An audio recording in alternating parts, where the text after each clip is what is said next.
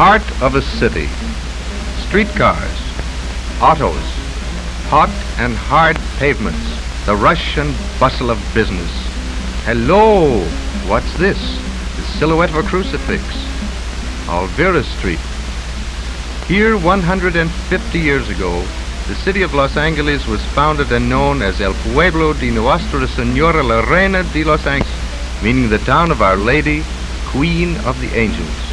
And this original crucifix was erected when the Pueblo was established by order of King Carlos III of Spain. Populated with people in Mexican and Spanish costumes, their shops adorned with gay awnings, Olvera Street throbs with the spirit of the past. La Casita, delicious enchiladas, tortillas colorados and tamales, cooked while you wait. Served hot in more ways than one, and strange to relate, a dish called chili is the hottest.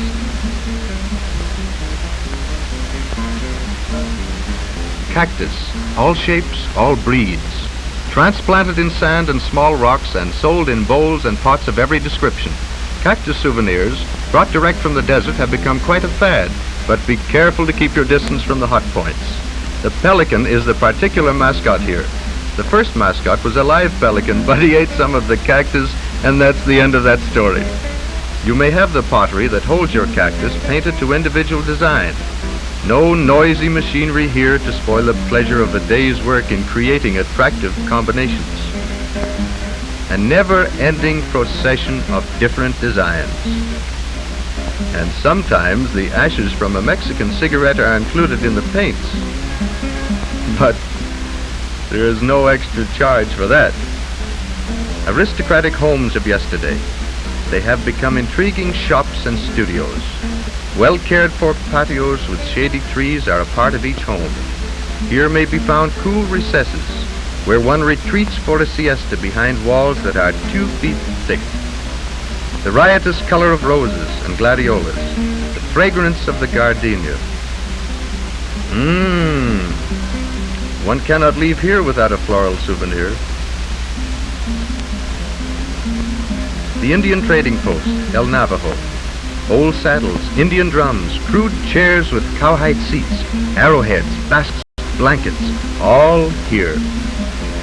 History is found at La Golondrina, the oldest brick house in Los Angeles. Yesterday it was a winery. Today, well, they serve delicious iced tea and marvelous Mexican meals. There are many convenient benches where one may rest because the visitor who comes for an hour usually stays until midnight. And again we have history. In 1818, Don Francisco Avila constructed this adobe house on what was then called Vine Street. Between 1927 and 1930, through the loyalty and civic pride of the descendants of the early settlers, the romantic, colorful, and picturesque glory of the past was restored. And in this home, Commander Robert Field Stockton, USN, established his headquarters when America took possession of the town in 1847.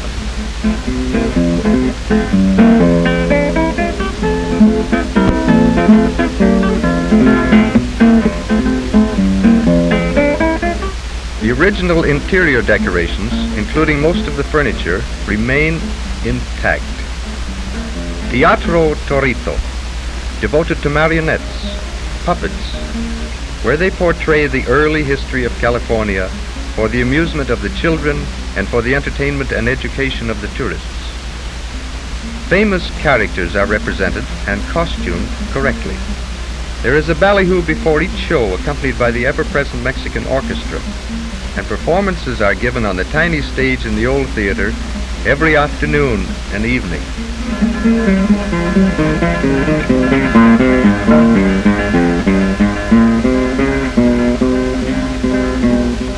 Truly a street of memories. Soft-speaking olive-skin guides, languid in business. You buy or you don't buy. What does it matter?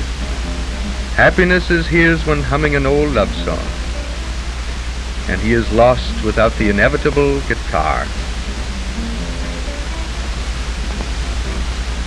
Beauty at every booth. If not in the article, surely in the attendant. sun-baked pots made from clay, a very old art, molded in cool cellars, baked hard in the broiling sun.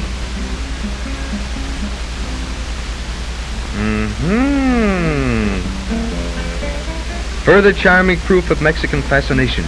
You may meet this little fellow with the soulful eyes mañana, but he's going now. Boot blacks are not only on, but literally under your feet. One cannot use 5 shines, but one may stir up a little activity with a handful of money, and it's more fun for the kids than shining shoes. And of course, more profitable.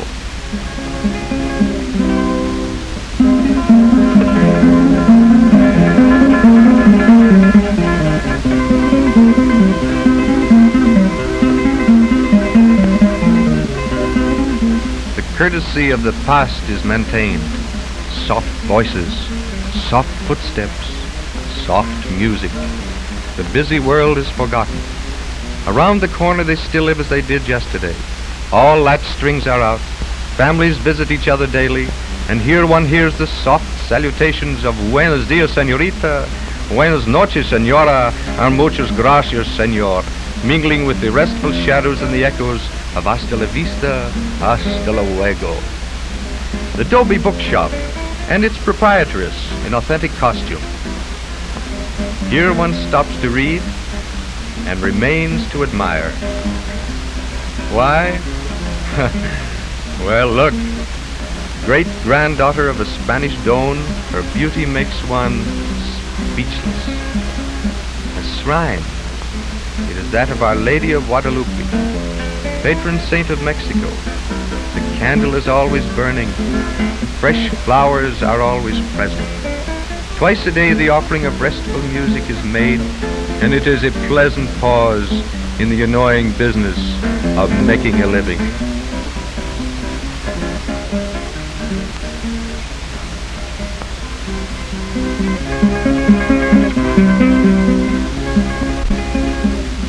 Ah, here is a touch that crowns the effort to retain the old-time atmosphere.